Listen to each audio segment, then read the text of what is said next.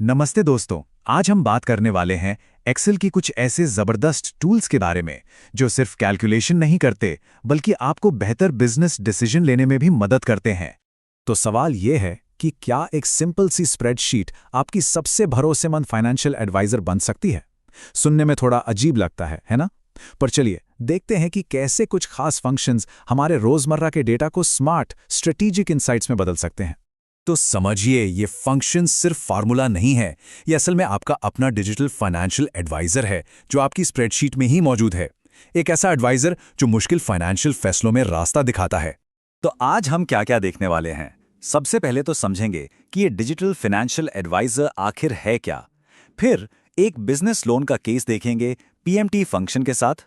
इसके बाद NPV function से सीखेंगे कि कौन सा इन्वेस्टमेंट ज़्यादा फायदेमंद है। और फिर आईएफ फंक्शन से स्मार्ट डिसीजंस को ऑटोमेट करेंगे। आखिर में इन सब को मिलाकर देखेंगे कि एक मॉडर्न मैनेजर का टूलकिट कैसा दिखता है। तो चलिए शुरू करते हैं हमारे पहले टॉपिक से, आपका डिजिटल फाइनेंशियल एडवाइजर। इससे पहले कि हम किसी स्पेसिफिक फंक्शन में जाएं, यह समझना जरूरी है कि इनका असली मकसद क्या है। मकसद है ढेर सारे डेटा के बीच में से एकदम क्लियर काम की सलाह निकालना। अब देखिए ये कितना दिलचस्प है। एक तरफ है असली इंसान, एक फाइनेंशियल एडवाइजर जिससे अपॉइंटमेंट लेना पड़ता है, इंतजार करना पड़ता है, और दूसरी तरफ हैं एक्सेल के ये फाइनेंशियल फंक्शंस जो 24/7 ऑन डिमांड अवेलेबल हैं। एक सेकंड में कैलकुलेशन, कोई फीस नहीं, और सबसे जरूरी, ये आपको सिर्फ सलाह नहीं बल्कि फैसलों के लिए पक्का डेटा देते हैं। चलिए अब इसे एक्शन में देखते हैं। हमारा पहला केस है बिजनेस लोन को समझना। मान लीजिए आपको अपने बिजनेस के लिए पैसा चाहिए, तो यह जानना जरूरी है कि लोन की असली कीमत क्या पड़ने वाली है। और यहां हमारा डिजिटल एडवाइजर अपना पहला टूल इस्तेमाल करता है, पीएमटी फंक्शन। इसका काम बहुत सीधा है। यह आपको किसी भी लोन की फिक्स्ड मंथली पेमेंट यानी ईएमआई एकदम सटीक तरीके से कैलकुलेट करके बताता है। और इसको इस्तेमाल करना भी बहुत आसान है। आपको बस 3 चीजें बतानी होती हैं। इंटरेस्ट रेट क्या है, मतलब रेट, लोन कितने समय के लिए है यानी एन पर, और लोन की कुल रकम कितनी है जिसे हम पीवी या प्रेजेंट वैल्यू कहते हैं। इसे एक असली बिजनेस सिचुएशन से समझते हैं। मान लीजिए एक मैनेजर को $5 लाख का लोन लेना है नए इक्विपमेंट खरीदने के लिए। लोन 5 साल का है और इंटरेस्ट रेट है 10% सालाना। अब सवाल यह है कि हर महीने जेब से कितना जाएगा।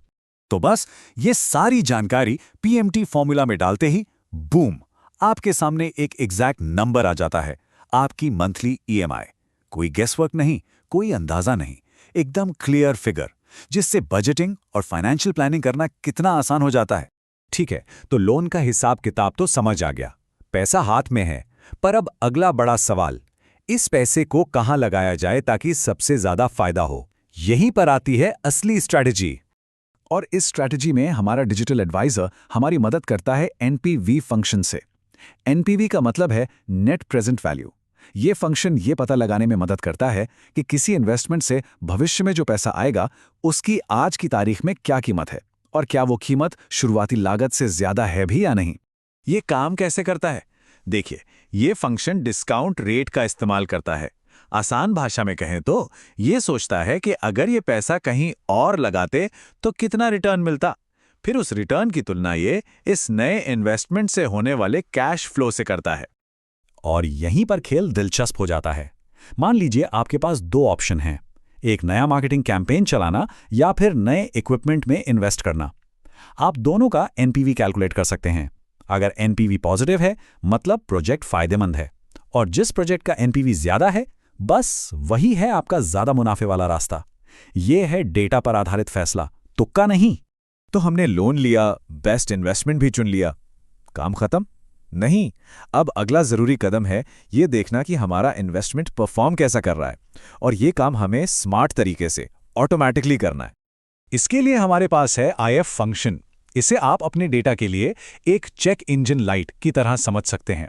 ये एक कंडीशन चेक करता है और उसके हिसाब से आपको बताता है कि सब ठीक है या नहीं। मतलब परफॉर्मेंस के आधार पर ऑटोमैटिक लेबल या अलर्ट बना देता है। इसका लॉजिक बहुत ही सिंपल है, अगर ऐसा है तो ये करो वरना वो करो, इफ दिस देन दैट। सुनने में बहुत बेसिक लगता है, पर ये किसी भी रिपोर्ट में एक इंटेलिजेंट लेयर जोड़ने के लिए बहुत पावरफुल है। चलिए एक उदाहरण देखते हैं। ये एक नॉर्मल सेल्स रिपोर्ट है। इसमें सेल्स पर्सन के नाम है और उनका मंथली रेवेन्यू। अब इसमें डेटा तो है, पर यह समझने के लिए कि कौन अच्छा काम कर रहा है और कौन नहीं, आपको हर नंबर को ध्यान से देखना पड़ेगा। लेकिन अब देखिए जादू। हमने बस एक छोटा सा आईएफ फंक्शन जोड़ा कि अगर रेवेन्यू 10,000 से ज्यादा है तो प्रॉफिट दिखाओ, नहीं तो लॉस। और बस एक झटके में पूरी रिपोर्ट स्मार्ट हो गई। अब एक नजर में पता चल रहा है कि परफॉर्मेंस कैसी है। और बात यहीं खत्म नहीं होती। आप इसे और भी एडवांस बना सकते हैं। आईएफ के साथ एंड फंक्शन को जोड़ दीजिए। अब आप एक नहीं बल्कि कई कंडीशन एक साथ चेक कर सकते हैं, जैसे रेवेन्यू 10,000 से ज्यादा हो और डील्स 5 से ज्यादा हों। इससे आप और भी ज्यादा सोफिस्टिकेटेड बिजनेस लॉजिक बना सकते हैं। तो अब तक हमने 3 पावरफुल फंक्शंस देखे।